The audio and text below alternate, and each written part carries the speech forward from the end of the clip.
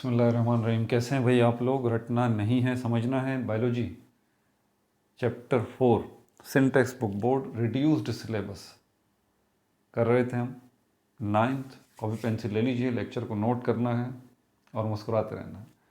Chapter number 4 क्या नाम है इसका? Cells and tissues. Cells and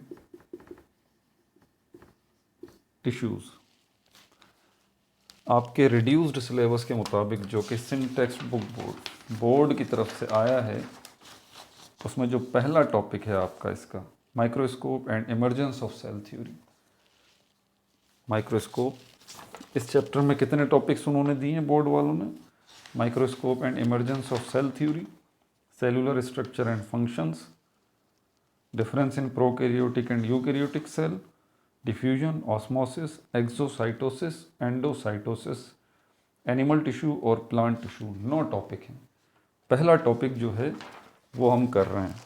और पहले टॉपिक की कौन सी वीडियो है ये पहले टॉपिक की आई थिंक तीसरी वीडियो बनने जा रही है। ये रहा पहला topic, microscope and emergence of cell theory. 4.1 page number 52 पे है ये। 4.1 microscope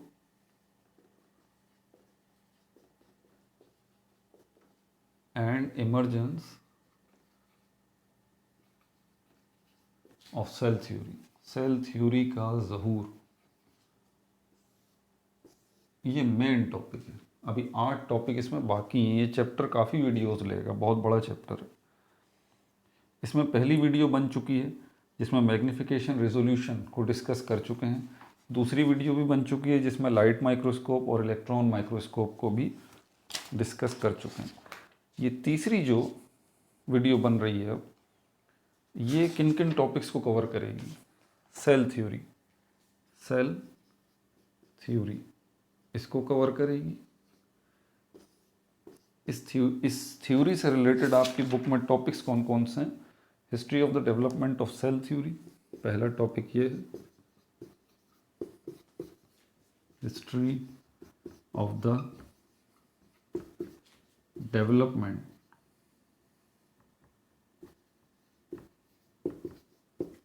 development of cell theory.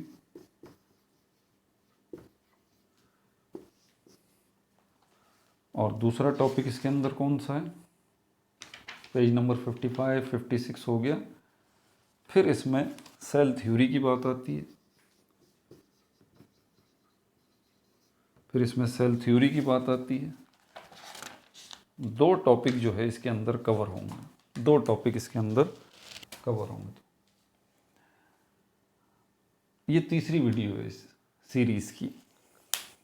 अब यहाँ पर इन सेल थ्योरी को समझने के लिए, अब history of the development of cell theory क्या है? वो तो हिस्ट्री है सारी की सारी। मैं पढ़ के आपको बता दूंगा, क्योंकि मकसद सिर्फ ये पढ़ के आपको बताने का है ताकि आसानी से जो है ना वो आपको याद भी हो जाए। आपकी बुक की ही वर्डिंग है, ऑब्वियस सी बात है, नोट्स भी इसी से बनेंगे, ठीक है। लेकिन history of the development of cell theory यानी कि इसकी तारीख क्या है, सेल थ्योरी जो है वो कैसे डेवलप हुई, या किसी एक ही इंसान ने दे दी, या कई इंसानों ने कई सालों में जाके दी, कई साल लगे इस थ्योरी को डेवलप होने में, इसको बनने में। तो ये सब इसमें डिस्कस किया गया। इसको बाद में करेंगे, पहले सेल थ्योरी को देख लें, ठीक है।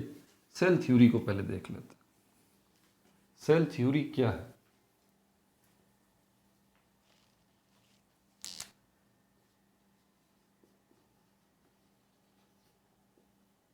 सेल थ्योरी, अब इसके अंदर सेल थ्योरी को समझने से पहले इस थ्योरी वर्ड को समझ लीजिए।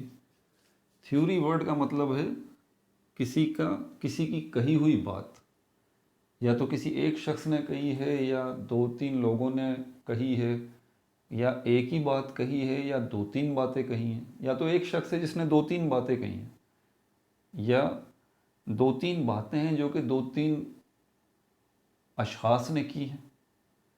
घूम फिर के बात यह है कि थ्योरी बातें हैं, स्टेटमेंट्स, बयानात, स्टेटमेंट्स। स्टेटमेंट्स मतलब बातें या बयानात, जैसे किसी सदर का स्टेटमेंट आ जाता है, किसी वज़ीर आज़म का स्टेटमेंट आ जाता है, किसी बड़े आदमी का स्टेटमेंट आ जाता है, उसका बयान आ जाता है। बहरहाल कहने का मतलब थ्योरी है तो बातें ही, लेकिन क्या सारी बातें थ्योरी कहलाती हैं? नहीं, सारी बातें थ्योरी नहीं कहलाती। ये सिर्फ बातें नहीं होती, ये बयानात नहीं होते, ये क्लेम होते हैं, ये चैलेंजेस होते हैं। इसमें आप चैलेंज करते हैं, क्लेम करते हैं किसी बात का, दावा करते हैं कि जनाब ये होगी ही होगी, हम चैलेंज कर रहे हैं, इसीलिए हम अपनी इस बात को थ्योरी कह रहे हैं। आप चेक कर लीजिए, समझ आ गई बात? तो थ्योरी का मतलब क्या है? बातें ही है, लेकिन ऐसी बातें जो किसी ने क्लेम की हो, किसी ने दावा किया हो, किसी ने चैलेंज किया हो, ऐसी बात है। चैलेंजेबल स्टेटमेंट है कि आप उसको डिनाई कर ही नहीं सकते, आप उसको इनकार नहीं कर सकते किसी भी सूरत में। ठीक है, अब ये बात किसके मुताल्लिक है? क्या ये थ्योरी किसी मार्कर के मुताल्लिक है, या बोर्ड के मुताल्लिक है, या सरासिफ के मुताल्लिक है? नहीं, ये जो थ्योरी है ये सेल से मुताल्लिक है, सेल से। सेल क्या होता है ये अभी हम इसी थ्योरी में देखते हैं। इस थ्योरी के 3 पॉइंट हैं। जैसा कि मैंने कहा कि आपको आपकी बुक के मुताबिक लेके चलूँगा, तो अपनी बुक देखिए ज़रा, पेज नंबर 57।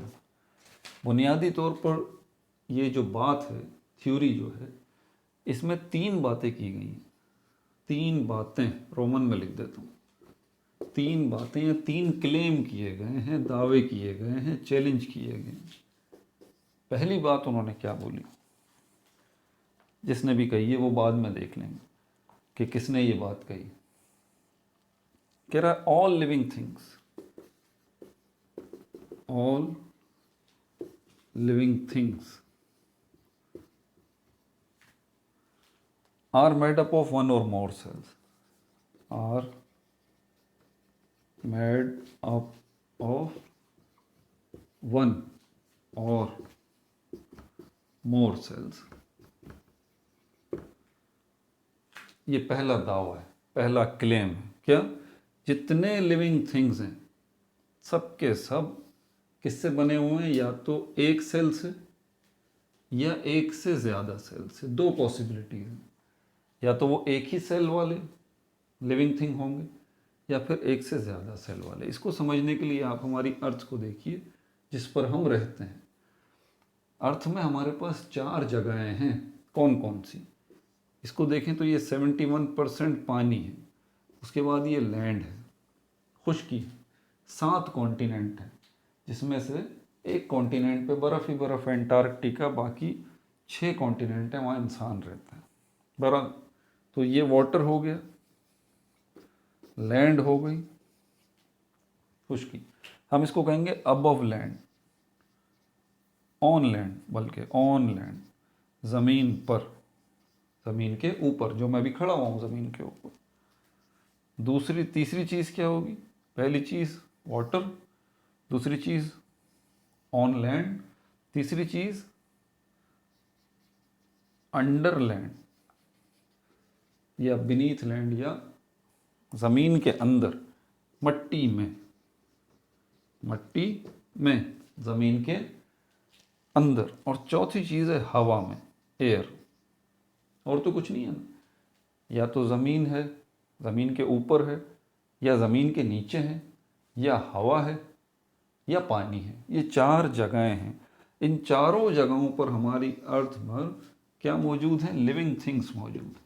लिविंग थिंग्स भी मौजूद हैं और नॉन लिविंग थिंग्स भी मौजूद हैं। Non living things, non living things biology का टॉपिक नहीं है। लिविंग थिंग्स बिल्कुल, अल्लाह ताला ने जो ये लिविंग थिंग्स बनाए हैं, ये पानी के अंदर भी मौजूद हैं, ज़मीन के ऊपर भी मौजूद हैं, ज़मीन के नीचे भी मौजूद हैं, और हवा में भी मौजूद हैं। ठीक है, ये जितने लिविंग थिंग्स हैं, इनको बुनियादी तौर पर हम 2 कैटेगरी में डिवाइड कर लें। कौन कौन से? वो लिविंग थिंग्स जो कि विजिबल है, आपको अपनी आँख से आसानी से नज़र आ जाते हैं, आपको कोई डिवाइस या इंस्ट्रूमेंट या माइक्रोस्कोप यूज़ करने की ज़रूरत नहीं है। दूसरे लिविंग थिंग्स वो हैं जो कि इनविजिबल हैं, आपको अपनी आँख से नज़र नहीं आ रहा है। ठीक है ना? लेकिन जब उसने पहला क्लेम किया ना सेल थ्योरी का कि all living things are made up of one और मोर सेल्स, सारे लिविंग थिंग्स जो हैं या तो वो एक सेल या एक से ज़्यादा सेल्स से मिल के बनते हैं, ठीक है। तो हम ज़रा लिविंग थिंग्स को देखें तो सही, वो हैं कहाँ कहाँ पे। तो ये हमें बात पता चल गई, हमने अपनी ज़मीन को पूरा एक्सप्लोर कर लिया। पानी भी है, ज़मीन के ऊपर भी है, ज़मीन के नीचे भी, और हवा में भी लिविंग थिंग्स मौजूद हैं। फिर लिविंग थिंग्स को हमने देखा दो कैटेगरी के हैं, वो लिविंग थिंग्स जो कि नज़र आते हैं और जो नज़र नहीं आते, ठीक है। आगे चलते हैं।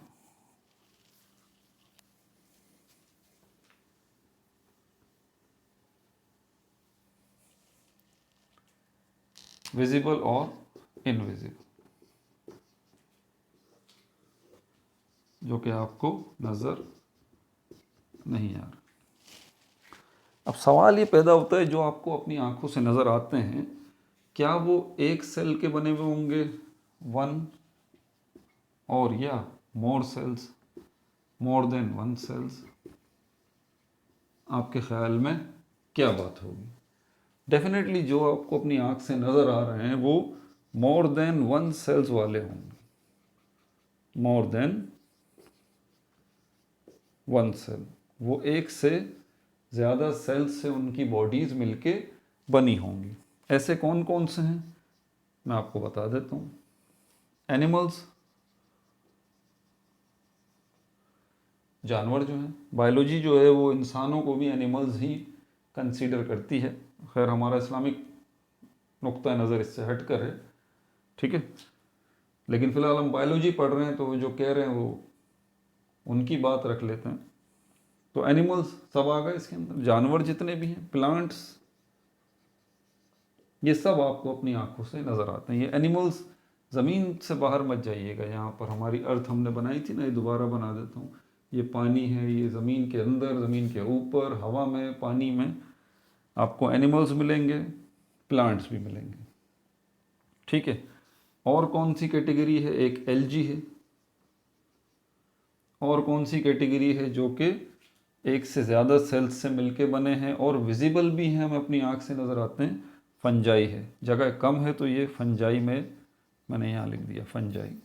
ये चार कैटेगरीज ऐसी हैं लिविंग थिंग्स की जो कि आपको अपनी आँख से नज़र आती हैं, तो डेफिनेटली वो एक से ज़्यादा सेल्स से मिलके बनी है। इनविजिबल कौन से हैं? जो कि आपको माइक्रोस्कोप से नज़र आते हैं।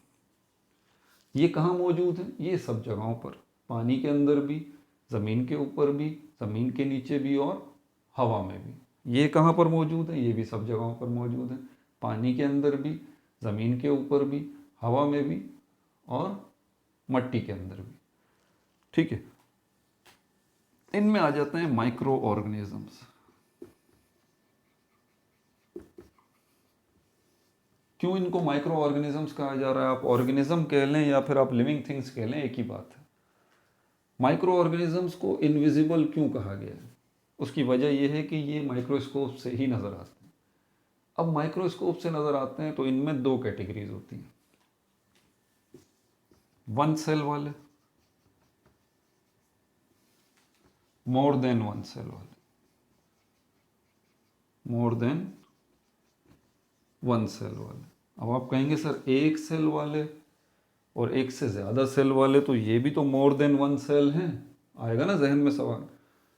सेल इतना छोटा होता है कि एक सेल वाले ऑर्गेनिजम्स भी आपको माइक्रोस्कोप से नज़र आते हैं, और अगर दो सेल वाला कोई माइक्रो ऑर्गेनिज्म है, चार सेल वाला कोई माइक्रो ऑर्गेनिज्म है, या 10 सेल वाला है, या 20 सेल वाला है, इवन 100 सेल्स वाला भी कोई माइक्रो ऑर्गेनिज्म है, वो भी आपको अपनी आँख से नज़र नहीं आएगा, वो भी आपको आप उसको भी माइक्रो ऑर्गेनिज्म ही कहेंगे, बावजूद ये कि वो एक सेल वाला नहीं, एक से ज़्यादा।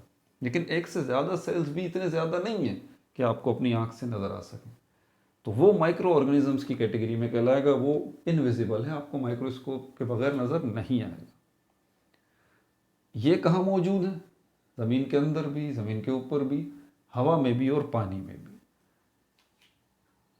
ये सब के सब वो कह रहा है, पहला पॉइंट सेल थ्योरी का, ऑल लिविंग थिंग्स। चलें भाई, ऑल लिविंग थिंग्स आ गए सारे के सारे, are made up of one और मोर सेल्स, एक सेल से मिलके बने हैं या एक से ज़्यादा सेल से मिलके बने हैं। तो एक सेल वाले तो ये रहे माइक्रो ऑर्गेनिज्म है, ये सिंपल मल्टी सेलुलर कहलाते हैं, यानी कि एक से ज़्यादा सेल वाले ये। और ये मोर देन वन सेल वाले एनिमल्स, प्लांट्स, एल्गी, फंजाई।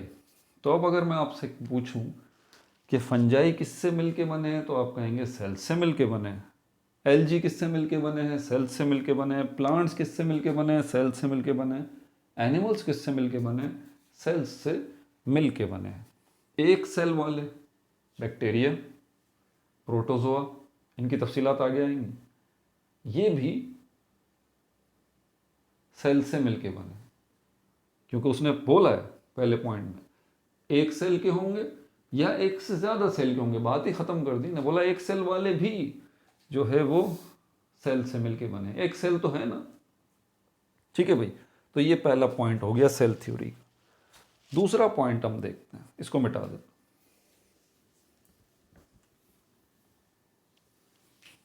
तो ये था क्लेम, ये था दावा। किन लोगों ने दावे किए, उनके नाम अभी लिखे मैं बुक में, आपको नज़र आ रहे हैं, कोई टेंशन नहीं। दूसरा पॉइंट, दूसरा दावा इस सेल थ्योरी का क्या है, ये कहता है सेल जो है वो फंडामेंटल यूनिट है। इसको मैं आसान लफ्ज़ों में यहाँ पे कह देता हूँ, cell is the structural and functional unit of life, unit of life. ये दूसरा पॉइंट है, ये भी दावा है, ये भी क्लेम है। अब क्या क्लेम है भाई, वो बोल रहा है लाइफ का मतलब, अब आपको क्लियर होगा, लाइफ का मतलब होता है जिंदगी। लेकिन यहाँ पर जिंदगी किस किस चीज़ में अवेलेबल है, 5 कैटेगरी, 6 मैंने आपको दिखा दी है। Algae, fungi, animals, plants, unicellular organisms जो एक सेल वाले हैं या 10, 20, 50, 100 सेल्स वाले हैं। सिंपल मल्टी सेलुलर जिनको हम कहते हैं, कलेक्टिवली हम उनको लाइफ का नाम देते हैं। तो वो कह रहा है सेल इज द, सेल क्या है, स्ट्रक्चरल एंड फंक्शनल यूनिट है। अब स्ट्रक्चरल यूनिट भी है लाइफ का और फंक्शनल यूनिट भी है, किसका, किसका, लाइफ का। यानी कि सारे लिविंग थिंग्स का स्ट्रक्चरल यूनिट भी सेल है और उन लिविंग थिंग्स का फंक्शनल यूनिट भी सेल है। अब ये यूनिट का क्या मतलब है, स्ट्रक्चर का क्या मतलब है, इसको भी समझ लीजिए आप। स्ट्रक्चर वर्ड का मतलब होता है बॉडी, मतलब जितने लिविंग थिंग्स हैं, चाहे वो एनिमल्स हैं, चाहे वो प्लांट्स हैं, चाहे वो एल्गी है, चाहे वो फंजाई है, चाहे वो यूनिसेलुलर हैं या सिंपल मल्टी सेलुलर हैं, उन सारे लिविंग थिंग्स की जो बॉडी है, जो जिस्म है, वो किससे मिलके बना है, वो सेल्स से मिलके बना है। अब ये जितने लिविंग थिंग्स हैं ये काम भी तो करते हैं, काम करते हैं या नहीं करते। अब काम का मतलब क्या है, काम का मतलब सिर्फ ये नहीं होता जिसमें बॉडी हरकत कर रही हो। जैसे मैं भी तो एक लिविंग थिंग हूँ, मैं भी तो काम कर रहा हूँ, मैं बोल रहा हूँ, मैं हाथ हिला रहा हूँ, मैं चल रहा हूँ, मैं खा रहा हूँ, मैं पी रहा हूँ, मैं सांस ले रहा हूँ, मैं उठ रहा हूँ, मैं बैठ रहा हूँ, मैं आ रहा हूँ, मैं जा रहा हूँ, मैं भी तो लिविंग थिंग हूँ, मैं भी तो ऑर्गेनिज्म हूँ। तो मेरी पूरी बॉडी का स्ट्रक्चर सेल्स से मिलके बना है। मेरे हाथ, नाखून, कान, बाल, सर से लेके पैर तक, each and every organ is made up of cells. पूरी बॉडी स्ट्रक्चरल यूनिट है मेरी बॉडी का, मैं भी एक लिविंग थिंग हूँ। सिर्फ यही बात नहीं, मैं जो काम कर रहा हूँ, जो मैं बोल रहा हूँ, तो मैं नहीं बोल रहा, मेरे सेल्स बोल रहे हैं। क्या बोला, दूसरा पॉइंट क्या है, फंक्शनल यूनिट भी है। फंक्शनल वर्ड फंक्शन से निकला है, फंक्शन मतलब काम। यानी कि लिविंग थिंग्स का जो वजूद है वो भी सेल्स से मिलके बना है। इसके अलावा लिविंग थिंग्स जो काम कर रहे हैं वो भी लिविंग थिंग्स नहीं कर रहे, उनके सेल्स ही कर रहे हैं। तो मैं नहीं देख रहा आपको, मेरी आंखों के सेल्स आपको देख रहे हैं। मैं नहीं हाथ हिला रहा, बल्कि मेरे हाथ के जो सेल्स हैं वो हिल रहे हैं। मैं नहीं बोल रहा, मेरी ज़बान बोल रही है, तो मेरी ज़बान सेल्स से मिलके बनी है। तो ये काम कौन कर रहे हैं? मेरी ज़बान के सेल्स कर रहे हैं। बात समझ में आई? ये है दूसरा point, cell is the structural unit of life and cell is the functional unit of life. Clear है दूसरा पॉइंट? तीसरा पॉइंट इस चीज़ से है कि सेल आते कहाँ से हैं। ऑब्वियस ही बात है, कोई चीज़ अब आई होगी। अब हम तो ये कहेंगे कि भाई मैं जो बना हूँ, इस्लामिक पॉइंट ऑफ व्यू से बात करूँगा तो मैं किससे मिलके बना हूँ? मैं कहाँ से आया? मैं अपने पेरेंट्स से आया, ठीक है। मेरे पेरेंट्स कहाँ से आए? वो अपने पेरेंट्स से आए, वो अपने पेरेंट्स से आए, वो अपने पेरेंट्स से आए, वो अपने पेरेंट्स से आए। फाइनली जाके एक कपल हमें नज़र आता है। इस्लामिक पॉइंट ऑफ व्यू हमारा जो अल्हम्दुलिल्लाह है और बिल्कुल सही है, वो क्या कि अल्लाह ताला ने पहले इंसान हज़रत आदम अलैहिस्सलाम को तख्लीक किया और उसके बाद उनका पेयर भी बनाया, अम्मा हव्वा को। ये पहला कपल था, उससे नस्ल इंसानी चली। ये पहले मर्द और पहली औरत थी, ठीक है। उनकी शादी हुई और उसके बाद उनसे बच्चे हुए, उनके बच्चे हुए, उनके बच्चे हुए। इस तरह पूरी अर्थ पर इंसान ही इंसान होते चले गए। तो जितने इंसान हैं, चाहे वो अल्लाह ताला को माज़ल्ला मानते हैं या नहीं मानते, वो सब भी औलाद हज़रत आदम अलैहिस्सलाम के ही हैं। तो हम ये जानते हैं कि हम कहाँ से आए। तो ऑब्वियस सी बात है, हम लिविंग थिंग हैं, तो हम सेल्स से मिलके बने। तो मतलब मेरे सेल्स कहाँ से आए? मेरे पेरेंट्स से। मेरे पेरेंट्स के सेल कहाँ से आए? उनके पेरेंट्स से। उनके सेल्स कहाँ से आए? उनके पेरेंट्स से। और फाइनली जाके ये सेल्स किसके सेल्स थे? ये हज़रत आदम अलैहिस्सलाम और अम्मा हव्वा के सेल्स थे। वो उनको किसने बनाया? उनको अल्लाह ताला ने बनाया।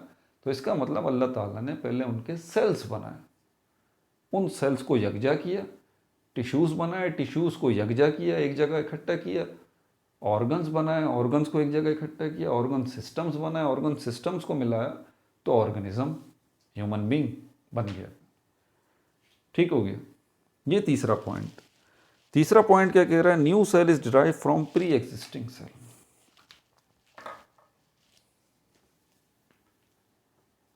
तीसरा पॉइंट इसका,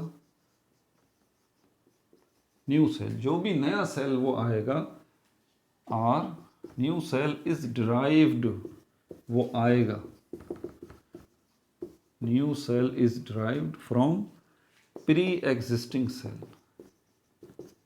प्री एग्जिस्टिंग सेल मतलब हर नया सेल जो है वो किससे बनेगा? प्री एग्जिस्टिंग सेल मतलब पहले से मौजूद सेल से बनेगा।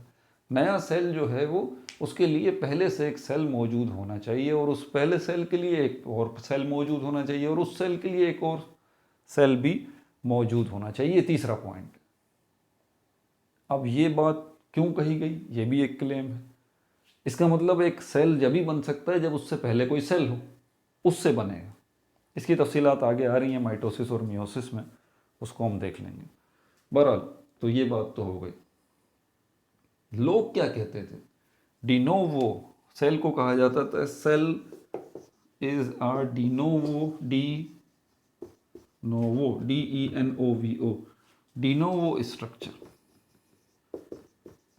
ये अभी जो हिस्ट्री है सेल थ्योरी की, उसमें भी ये वर्ड आया है, डिनोवो, NOVO, डिनोवो स्ट्रक्चर। लोगों को ये ख्याल था, मतलब क्या कि चीज़ें आपस में मिल गई, बस चीज़ें आपस में मिल गई और उससे सेल बन गया। अब देखें, ये बात एक अलग सी है कि मुख्तलिफ चीज़ें जो है वो आपस में मिल गई और सेल बन गया। सेल जो नए बनते हैं वो भी इसी तरह बनते हैं कि चीज़ें आप इकट्ठी करें, उनको जमा कर दें और सेल जो है वो बन गया बस।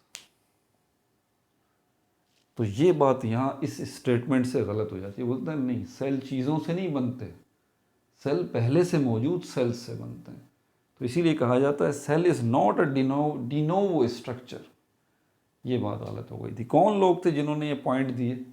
इनके नाम मैं आपको बता देता हूँ, यहाँ पर लिखे हुए 3 पॉइंट 3 ही लोगों ने दिए। क्या है यहाँ पर? बेल्जियन बॉटनिस्ट हैं, शिल्डन उनका नाम था, जर्मन जोलॉजिस्ट थे, शुआन उनका नाम था, और तीसरे जो थे वो रुडोल्फ विर्चो थे। इन तीनों ने ये स्टेटमेंट्स दिए और इस तरह से ये सेल थ्योरी जो है वो बनी थी। अब मैं इसकी तफसील में नहीं जाऊंगा, किस मुल्क से ताल्लुक़ रखते थे, कहाँ थे, क्या नहीं थे, ये आ गया। सेल थ्योरी का एक चौथा पॉइंट भी यहाँ पे लिखा हुआ है जिसको मैं डिस्कस कर लूँ। वैसे बुनियादी तौर पर ये 3 पॉइंट हैं, काफ़ी हैं, सब जगहों पर यही है, लेकिन चौथा पॉइंट भी है, उसको भी देख लीजिए। उसके बाद हिस्ट्री के ऊपर एक छोटा सा ओवरव्यू देख लेंगे और ये हमारा लेक्चर तमाम हो जाएगा। वो बोल रहा है cell contains the hereditary material. Cell contains the hereditary material. ये हेरिडिटरी मटेरियल क्या है जो कि सेल के अंदर मौजूद है? इसको हम कहते हैं विरासती मादा, खालिस उर्दू में विरासती मादा। कौन सी विरासत है भाई? ये माँ बाप ने जो बच्चों को दी है, सोना चांदी, बैंक बैलेंस, प्रॉपर्टीज़, क्या ये? नहीं, ये चीज़ें नहीं जो कि विरासत में मिल रही हैं, ये सेल के अंदर है मौजूद। हेरिडिटरी मटेरियल आगे कह रहा है which is pass from generation to generation, which is passed from generation to generation. और ये हेरिडिटरी मटेरियल जो है वो नस्ल दर नस्ल चल रहा है, जनरेशन टू जनरेशन, नस्ल दर नस्ल ये चल रहा है। क्या है? थोड़ा सा आप गौर कीजिए इस चीज़ के ऊपर। नया सेल अगर बनेगा, देखिए कोई भी चीज़ बनने के लिए हम कहते हैं making of cell, making, cell making, make होना, बनना, तो उसके लिए कोई इन्फॉर्मेशन तो होनी चाहिए ना, मालूमात तो होनी चाहिए। सेल कौन वो बताएगा चीज़ों को? सेल मेम्ब्रेन बनने के लिए, साइटोप्लाज्म बनने के लिए, न्यूक्लियस बनने के लिए, वो ऐसे थोड़ी कोई अपनी मर्जी से चीज़ें एक जगह इकट्ठी हो गई। देखिए किसी ने तो कहा ना सेल मेम्ब्रेन को कि वो इस तरह से एक जगह आ जाए, किसी ने तो कहा ना न्यूक्लियस को कि वो अंदर चली जाए, किसी ने तो कहा ना सेल मेम्ब्रेन को कि वो अंडे की तरह की बन जाए, किसी ने तो कहा न्यूक्लियस को वो अंडे की तरह का बन जाए, छोटा सा अंडा, और किसी ने तो कहा ना न्यूक्लियस को कि तुम इस बड़े अंडे के बीच में चले जाओ, और किसी ने तो कहा ना न्यूक्लियस को कि तुम अंदर अपने अंदर ये धागे नुमा चीज़ें रख लो जिनको हम क्रोमोसोम्स कहते हैं, और किसी ने तो कहा होगा ना कि क्रोमोसोम्स के अंदर डीएनए को रखना है और जीन को रखना है, और किसी ने तो कहा होगा कि ये साइटोप्लाज्म जो लिक्विड जेल लाइक सब्सटेंस है वो इस न्यूक्लियस और सेल मेम्ब्रेन के दरमियान आ जाए, और किसी ने तो कहा होगा इन सेल ऑर्गेनल्स को, mitochondria, Golgi bodies, endoplasmic reticulum, इनको कि आप यहाँ पर इसके अंदर आ जाएं, और न सिर्फ आएँ बल्कि मुख्तलिफ काम भी करें। ये सारी इंफॉर्मेशन कहीं तो मौजूद है ना। वो चीज़ क्या है जहाँ ये सारी इंफॉर्मेशन मौजूद है? क्योंकि ये सब चीज़ें खुद ब खुद तो नहीं हो रही, कोई तो इनको करवा रहा है ये सब कुछ। और वो इंफॉर्मेशन कहाँ है? उस इंफॉर्मेशन को क्या कहा जाता है? उसको हेरिडिटरी मटेरियल कहा जाता है, जिसको नॉर्मली हम कहते हैं डीएनए। डीएनए बस ये समझ लीजिए फिलहाल, इसमें डिटेल पे बात करेंगे आगे जब सेल साइकिल पढ़ेंगे, तो माइटोसिस मियोसिस पढ़ेंगे। तो ये हेरिडिटरी मटेरियल वो मटेरियल है जिसके अंदर सारी इंफॉर्मेशन मौजूद है कि भाई सेल मेम्ब्रेन बननी है, साइटोप्लाज्म बनना है, न्यूक्लियस बनना है, और सेल साइटोप्लाज्म के अंदर सेल ऑर्गेनल्स को बनना है। अब डेफिनेटली नया सेल जो भी बनेगा, तो कॉमन सेंस हमारा क्या कहता है कि ये नया सेल तो बन ही नहीं सकता जब तक कि ये हेरिडिटरी मटेरियल जो है वो आगे पास ना हो। दूसरा सेल बनने के लिए इस इंफॉर्मेशन को आगे तो पास होना पड़ेगा ना, तभी तो जाके दूसरा सेल बनेगा। ये है चौथा point, cell contains the hereditary material, कि यकीनन सेल के अंदर वो इंफॉर्मेशन मौजूद है जो कि नस्ल दर नस्ल चलती भी आ रही है, उसके बगैर सेल बन ही से नहीं सकता। कैसे बनेगा? खुद ही अपनी मर्जी से बनना शुरू हो जाएगा? नहीं, कहीं से तो डायरेक्शन मिल रही है। बहरहाल ये सेल थ्योरी हो गई। अब ज़रा इसकी एक ओवरव्यू भी डाल लें इसके ऊपर, history of the development of cell theory. तो एंशियंट ग्रीक्स जो है वो कहते थे, कदीम यूनानी लोग, उनमें क्या वो नेचर को स्टडी करते थे। नेचर मतलब कुदरत को स्टडी करते थे। कुदरती या कुदरती चीज़ों में क्या क्या आ जाती हैं, सूरज, चांद, सितारे, सैयारे। हज़ारों सालों पहले भाई लोगों के पास कोई कंप्यूटर, मोबाइल ये थोड़ी ना थे। वहाँ तो ऐसा कोई सिस्टम नहीं था। उस वक्त के लोगों की ज़रूरियात महदूद हुआ करती थी। उनको ये फ़िक्र होती थी कि हमें घर बना लेना है, मट्टी से, पत्थर से, उसमें रह लेंगे। कपड़े नॉर्मली रेशम के कीड़ा जो है वो रेशम बना देता था, कपास उगती थी उससे कपड़े बन जाते थे, जानवरों की खालों के उससे कपड़े बन जाते थे। तो उनके पास ये था सिंपल सी लाइफ। फसलें उगाते थे, शिकार करते थे, अपनी ज़िंदगी गुजारते थे। अब उनके पास ये काम करने के बाद बहुत ज़्यादा टाइम भी होता था। उनमें बहुत सारे लोग गौर व फिक्र भी करने वाले होते, जैसे अल्लाह ताला ने कलाम पाक में ही फरमाया, गौर व फिक्र करने वाले लोग। तो वो लोग भी थे बहुत सारे, अभी भी आजकल भी मौजूद है कि फ़िक्र करते हैं, तहकीक करते हैं।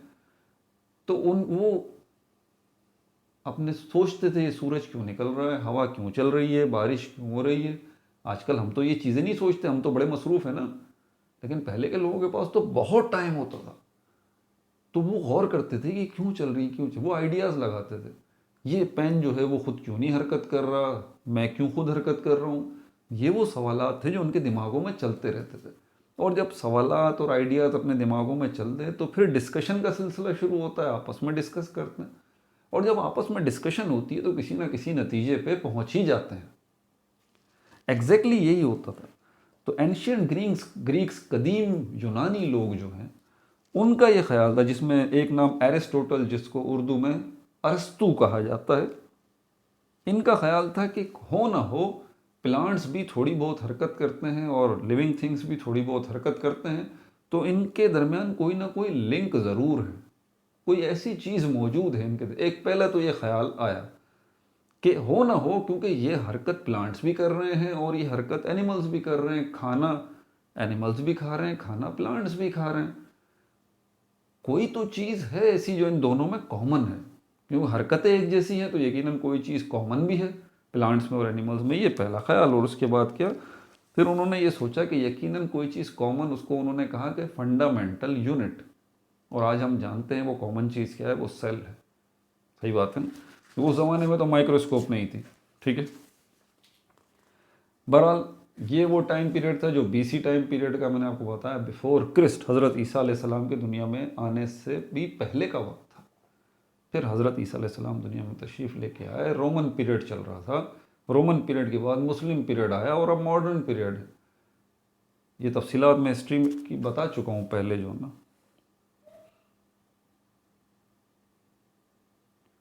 तो ये सारी की सारी तफसीलात जो है मैं बता चुका हूँ।